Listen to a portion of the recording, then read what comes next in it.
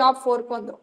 இப்ப இந்த பெருசா கமெண்ட் பண்றதுக்கு ஏதாவது நீங்க டிப்ஸ் வச்சிருக்கீங்களா? ஏன்னா நிறைய பேர் வந்துட்டு ஓகே இது என்ன கண்டென்ட்னு தெரியாம அதை புரிஞ்சுக்காம ஜிபிடில எடுத்து அதை ஃபீட் இன் பண்ணி அதுக்கப்புறம் அதை கொடுக்குற ஆர்டிஃபிஷியல் காமெண்ட் எடுத்து போட்டு அதுக்கு லைக்ஸ் எதுவும் வராம போறதுக்கான சான்சஸ் இருக்குல்ல? ஆமா, நான் நிறைய வாட்டி அதை ட்ரை பண்ணியிருக்கேன். ஜிபிடில இருந்து போடுறப்ப சில நேரம் அது வந்து இன்ஸ்டாகிராமே ஹைட் பண்ணிடுது.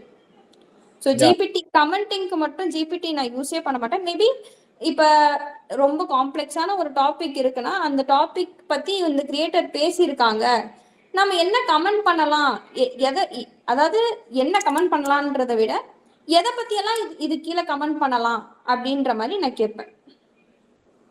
How do you write the comment? Like நீங்க யோசிச்சு அதை அப்புறம் அப்படியே ரிஃபைன் பண்ணி அந்த காமெண்ட்டை போஸ்ட் பண்ணுவீங்களா? ரொம்ப வந்து how do I put this, ரொம்ப பெர்ஃபெக்ட்டா இருக்குமா இல்ல வந்துட்டு கொஞ்சம் மிஸ்டேக்ஸ்? அப்படியெல்லாம் இல்ல. அப்படியெல்லாம் இல்ல. இப்ப நீங்க வந்து என்கிட்ட டிவிஎஸ் 50 பத்தி நரேட் பண்றீங்கன்னா நான் என்ன உங்ககிட்ட சொல்லுவேன் அப்படின்ற மாதிரி நான் யோசிப்பேன். ஓகே, நான் வந்து என்னோட கதையை நான் எடுத்துட்டு வருவேன். நான் எங்க அப்பா கூட ஸ்கூல் டேஸ்ல போனது அது வந்து ரொம்ப நாஸ்டாலஜிக்கா இருக்கு. Thanks for sharing this video.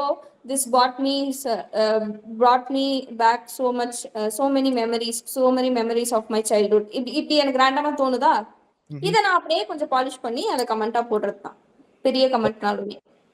Okay.